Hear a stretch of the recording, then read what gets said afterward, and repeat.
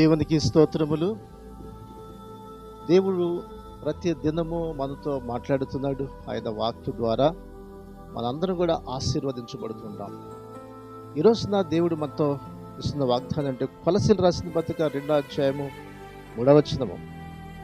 బుద్ధి జ్ఞానములు సర్వసంపదలు ఆయన యందు గుప్తమైనవి.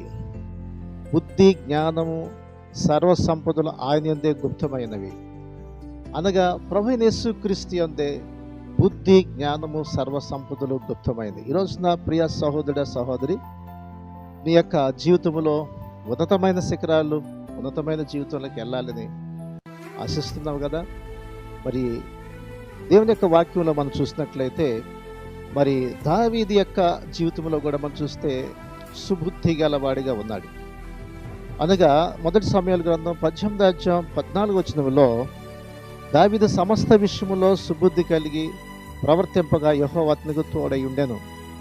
దావీదు సమస్త విషయములలో సుబుద్ధి కలిగి ఉండగా యెహోవా అతనికి తోడై ఉన్నాడు. అంటే సుబుద్ధి అంటే మంచి బుద్ధి. ఈ మంచి బుద్ధి ఎక్కడి నుంచి వస్తుంది? దేవుల్లో ఉండి, ప్రభువైన యేసుక్రీస్తులో ఉంది మంచి బుద్ధి. మంచి బుద్ధి అంటే ఏంటి?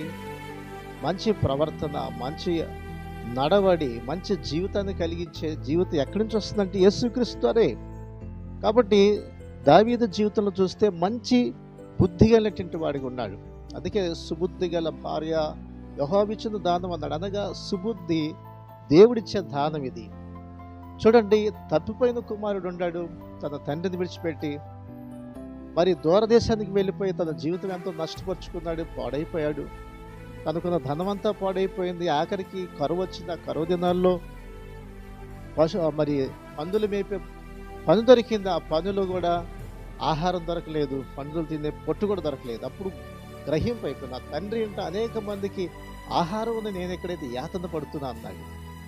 తన దుర్వ్యాపారం వల్ల తన జీవితాన్ని పాడు చేసుకొని అన్నీ పోగొట్టుకున్నవాడు తిరిగి తన తండ్రి దగ్గర అనేక మందికి ఆహారం ఉంది, నేను తిరిగి నా తండ్రి దగ్గరికి వెళ్తాను, దేవునికి నా తండ్రికి విరోధంగా నేను పాపం చేశానని ఒప్పుకుంటాను, ఆయన పనివాళ్ళు ఒక కూలివాడిగానే చేసుకుంటాడని ఆ యొక్క తప్పిపోయిన కుమారుడు తిరిగి తండ్రి వద్దకు బయలుదేరాడు. అదే మంచి బుద్ధి. అనగా సుబుద్ధి అంటే గ్రహింపు రావడం. నా జీవితం నేను పాడైపోయింది, నేను తిరిగి మళ్ళా నేను నా తండ్రి దగ్గరికి వెళ్ళాలని గ్రహింపు వచ్చింది. అలాగే దేవునికి విరోధంగా నేను పాపం చేశాను.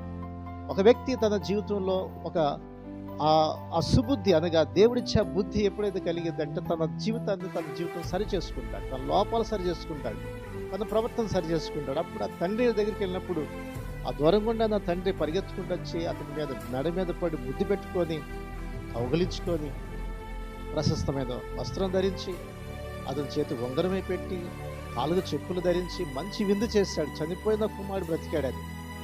ఈ మంచి బుద్ధి, ఆ మంచి స్వభావము దేవుని తిరిగినప్పుడే మనకు వస్తుంది. దేవుడు యేసుక్రీస్తు ఆ సుబుద్ధి ఉంది. అందుకండి ఆయనలో బుద్ధి జ్ఞానము సర్వసంపదలు ఉన్నాయి.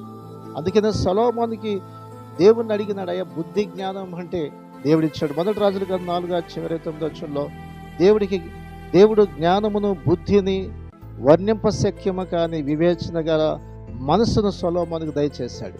దేవుడు ఎంత విశేషమైనటువంటి జ్ఞానాన్ని దేవుడిచ్చాడు చూడండి. దేవునిలో ఉండే అన్ని బుద్ధి జ్ఞానం సర్వసంపదలు.